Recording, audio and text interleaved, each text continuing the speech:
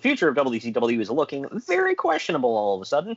As a press time for this event, the company only has 3 shows remaining on the schedule: the Greed pay-per-view on March 18th, Nitro on March 19th, and the Spring Break Nitro a week later in Panama City on March 26th. Well, we know why that was the last one on the booking sheet. It's eerily similar to ECW's situation just a couple of months ago. There's no show scheduled for April, and nobody seems to know what will air in the Monday/Wednesday time slots for Nitro and Thunder during that month. See, I remember that ECW thing because when all that was going on, Paul Heyman was literally at the table on Raw. Like, we don't know what's going to happen. Like, it's clear as day what's going to happen, guys. Yeah, it's like... the guy who runs the show is in the other company now. Wearing an XFL hat. Yeah. No, he wore an ECW hat for quite a while, actually, on there. Oh, really? Yeah. Here's the one that stuck out to me. I didn't know that they moved Thunder to Wednesday. They moved it all over. At one point, it started on Thursday, then they moved it to Wednesday. It was on Tuesday for a minute, back to Wednesday, and then it ended on Thursday, I think. Wow. Good grief. Well, there were plans for a pay-per-view in May in Las Vegas, though no arena is booked yet. And Eric Bischoff has reportedly been planning that as the launch date for the new WCW. Advertising for that pay-per-view is already out, and as of yet, it hasn't been canceled. But Bischoff has been waiting for months for the sale to go through, and it hasn't yet, which has forced them to postpone major storyline plans. Yeah, that was the Big Bang. Obviously didn't happen. They were going to take some time off before the Big Bang, I think. Okay, am I alone in thinking that wouldn't have really helped? I guess the time off, he was like, well, we need to get my regime in place and figure out kind of more of the, it's more or less the office stuff. I mean, from a business standpoint, it helps you reorganize. So I can see. You can't reorganize like shattered pieces of glass. I mean, things broke, dude. Well, yeah, I think he was going to go in there, clean house, and then put his own people in place, and they kind of have to get used to it. It's like, okay, what the hell am I doing? Dude, WCW was a complete mess. It was done. It was never going to come back. I would like to think if Bischoff got his hands on it, it might have stuck around for a little while longer. I mean, it might have ended up being more of like what TNA ended up being, you know? Yeah, but back then, television contracts weren't that easy, so it probably wouldn't have lasted on TV. And there was no streaming stuff back then. Well, you and I had talked. Well, yeah, it's not coming back. Bischoff had said if streaming stuff was around back then, WCW would still be alive. I have no doubt. So, but I mean, I had heard rumors that they were looking at possibly getting a show on FX. So FX is always the rumor whenever a company needs a home. Have you noticed that? Yeah. WWE, when they left USA the first time, when they were leaving Spike, when TNA was getting a new deal, AEW was talked about with FX. That's like a thing. Wow. So it's like, I don't know, take that for what it's worth, but every company has said, maybe FX.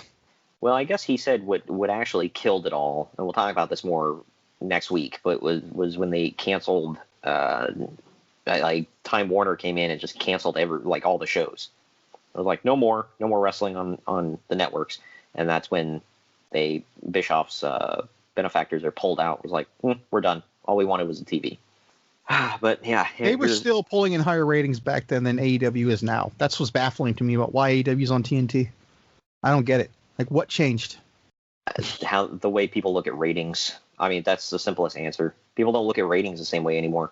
Because I've always said, I mean, like the shows that you and I grew up on and loved that stuck around for like ever and even before our time, most of those shows would not last as long as they did in today's TV.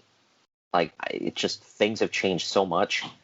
And like, I've seen shows now that get good ratings on TV that have been canceled because their streaming numbers aren't very good. And I'm like, who cares about streaming numbers when you're doing good television ratings? But apparently that matters. I don't know. What's happening with The Walking Dead?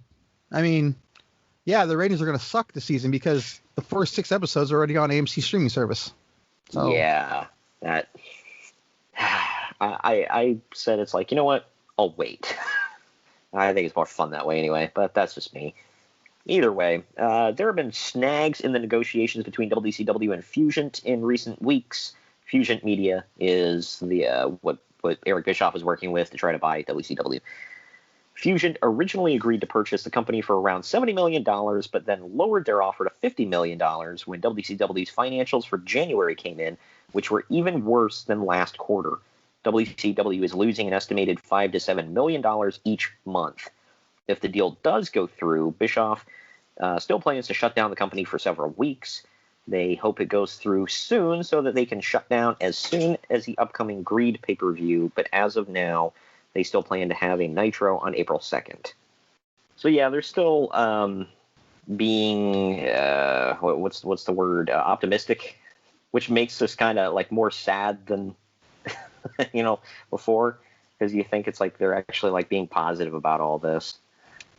Kind of like the ECW thing, when we were talking about that a few months ago, where it's like they were trying to be positive, and Paul Heyman was like, "Oh, we can turn this around." And it's like, no, you can't. Well, you got to convince them otherwise. He knew he was on his way out. Yeah. With Paul, I mean, our point was, you were saying it's like, well, ECW is kind of his baby, and it's like, I feel like Eric Bischoff had like a love-hate relationship with WCW, because on one hand he was like, I built it to where it is today, like, I made it profitable and good and like an actual viable thing, but at the same time he just hated the company he worked for. So I mean, because if you listen to his podcast at all, he kind of conveys that, where he's like, by was it August or September of '99, he said he'd mentally checked out. He was like, I don't even care, I'm done. That sounds like me with my last job. Yeah. I mean, I know it wasn't my cafe, but man, I did a lot for that thing. And like, upper management didn't give a damn, so it was like, F you, I left. That's exactly how I felt, seriously. Yep, no company loyalty, man. And I'm not talking about you, I'm talking about like companies to their employees. There's no loyalty. There's just none. No. So, and with this one, Bischoff did say, he's like, I handled it poorly. But he said at the same time, I'm running a hugely successful company that had been whooping the WWF's ass like more than not, and making money hand over fist and bringing in all these stars and everything. So, and then they call me into this boardroom to sit around with all these people in suits who are going to dictate to me how I need to start running my company differently. And he said he called him out. He asked one guy, he was like, tell me, what night of the week Nitro even airs on? And the guy just sat there like dumbfounded. He's like, and he couldn't answer. He was like, so you don't even know what night of the week Nitro is on? You're going to tell me how to run it? And he said, he said in retrospect, that was a dumb move, because he's like, I mean, you never, publicly embarrass the higher ups. But at the same time, he's like, I was making a point. Unfortunately, the point was, look, we know you did a lot for us. You actually made us money. That's great, but you're fired.